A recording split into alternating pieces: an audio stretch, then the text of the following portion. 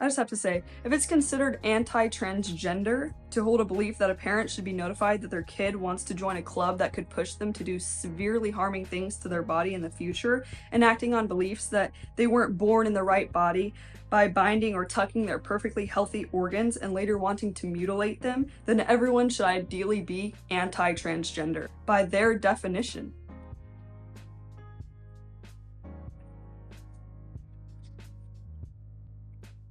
Good morning, afternoon, or evening from wherever you may be tuning in today. Welcome back to the Cost of Speech channel. I'm Rachel, your host, and today we have a topic we are discussing that we would never be discussing if we were in a faultless world, but alas, we must discuss it. But first, I wanted to take a moment to appreciate everybody who left supportive and thoughtful comments on my last and first video on the COS channel.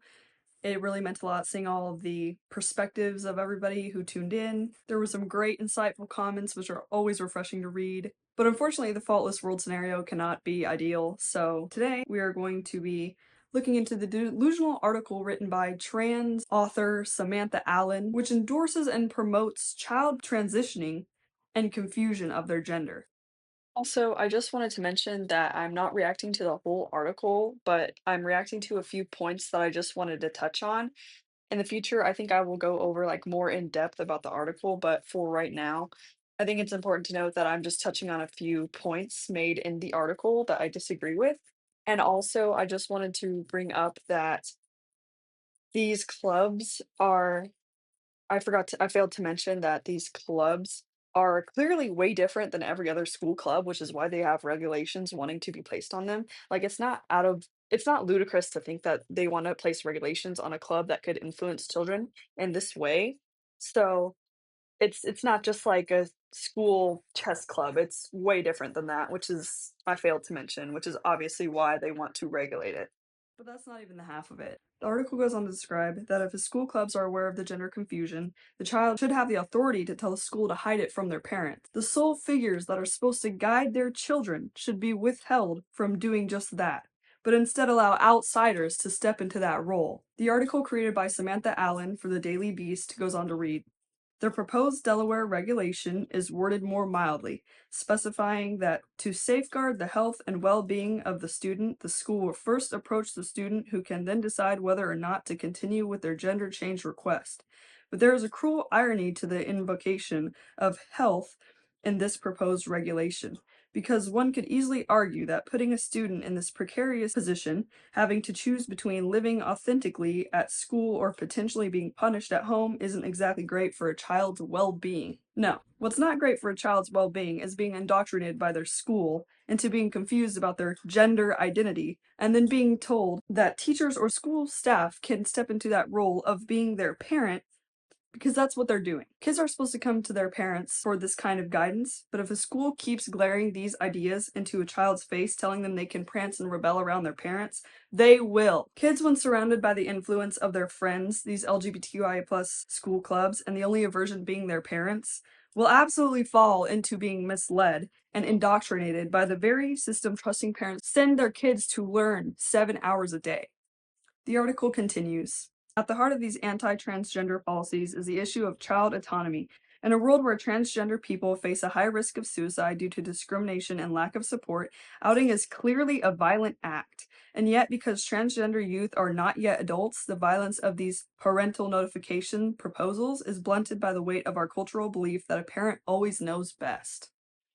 I just have to say, if it's considered anti-transgender to hold a belief that a parent should be notified that their kid wants to join a club that could push them to do severely harming things to their body in the future, and acting on beliefs that they weren't born in the right body by binding or tucking their perfectly healthy organs and later wanting to mutilate them, then everyone should ideally be anti-transgender by their definition.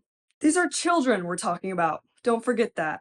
They go through phases all the time. But the long-term internalization of this kind of phase could have crushing effects and consequences mentally and physically for these people who made choices as a child.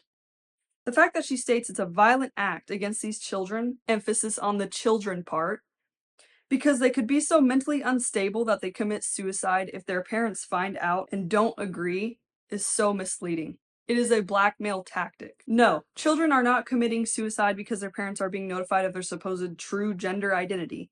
Rather, they're committing suicide because they have been so confused and contorted into false ideology that they will never be able to fulfill. Saying that a parent who may disagree with their kid getting notified that their child wants to join this kind of group and may disagree is an act of violence because their kid will kill themselves, it's just another scare tactic to promote their delusional behavior. Because obviously you're a monster if you agree with the child killing themselves, and you've committed an act of violence if you disagree as a parent. Because anyone that disagrees is feeding into children's suicide. Parents should be allowed to guide and protect their kids from this without being told they're committing acts of violence against their own children for simply wanting to guide them. Children may also have depression by being pulled into an ideology that they deep down understand and know they will never be able to be the thing they want to be. If they're led on to believe that they're in the wrong body and that they are born with a girl or boy's brain but a woman or man's body, that makes no sense. Your brain is your body, your brain is part of your body. And the idea deep down in these kids, when they understand that they will fully never truly be the opposite sex that they want to be, it's present, whether they admit it or not, it's present. If he is a boy, he will never truly be able to become a woman, truly, like women are from birth. If she is a girl, she will never fully be able to ever become a man, like a man from birth. They've been so confused and contorted that they believe they simply cannot have the hobbies they hold or have personality traits they hold without being the opposite gender. You can have hobbies that don't fit gender norms without being transgender or being pushed to be transgender as a kid. Parents should have tabs on their kids and what their kids are doing so that they can offer parental advice and guidance. A government school system should not have the choice to keep such a big piece of information about one's child a secret. Specifically, young girls are targeted. They're being told that it is likely they're transgender if they're a tomboy or have different interests than most girls their age normally have. And young girls are specifically very vulnerable to this. They internalize these words and eventually it will eat them alive into acting and possibly in their friend groups into believing that they are really transgender.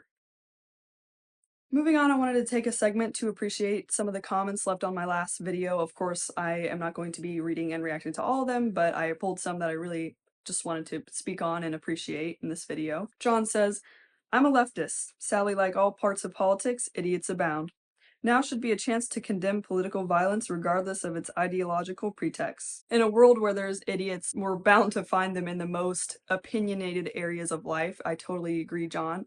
It is nice to hear your input on this. And absolutely, political violence should never be celebrated. It's a prerequisite for what's going to come in the future and for the state of this country. The Camerons Anderson says, Subbed. I really appreciate your willingness to step into the gap. Absolutely. Thank you very much, Cameron. I definitely just had a calling to do this. I feel like the new wave of young people needs to step into the role now. I think it's ready for the new wave, the new whatever you might call it, the new wave. And I'm very fortunate to be able to sit here and talk to you guys. Andy says, quote of the day, you don't have to be delusional to be progressive. Take it as you will. 100% Andy, I totally agree. It's a great quote. I'm gonna leave it just how you said it. Take it as you will. Love that one. It's gonna be quote of every day. Quote of every day on this show. Moving on to the final comment. A lot of the left, especially in the US, has a long lost supply intertwined in idealistic rhetoric, good morals, and missing context. At this point, the far left in the US has a massive projection issue. They insult and label everybody, but they are those exact same things all the time, just using different vocab. They say everybody wants kids to die in Gaza. Nobody from the right wants that, and nobody is celebrating this. Then somebody kills CK, and they go rabid at celebrating his death or going mentally insane online when Trump wasn't killed. I'm a left centrist, but currently I'm swinging towards center-right, not only because they vilify everything that I had no control over. Jewish, Western, white, male, albeit I'm not straight. Absolutely, I agree. Of course no one wants kids to die in Gaza. Anyone who is a good person is not saying they want kids to die simply because they don't agree with a certain country's leadership. One of the first signs was when they went crazy that Trump did not die online. It was a precursor to the political violence that was going to happen to someone like Charlie. They will vilify things you cannot control, and you're demonized for it. White grifters admit to hating themselves simply because their skin color is white. It's absolutely ludicrous. Thank you for your input on our last video. I'd appreciate if you left more comments and discussions on this video of what your opinions are on this, and just have you seen this personally in your day-to-day life?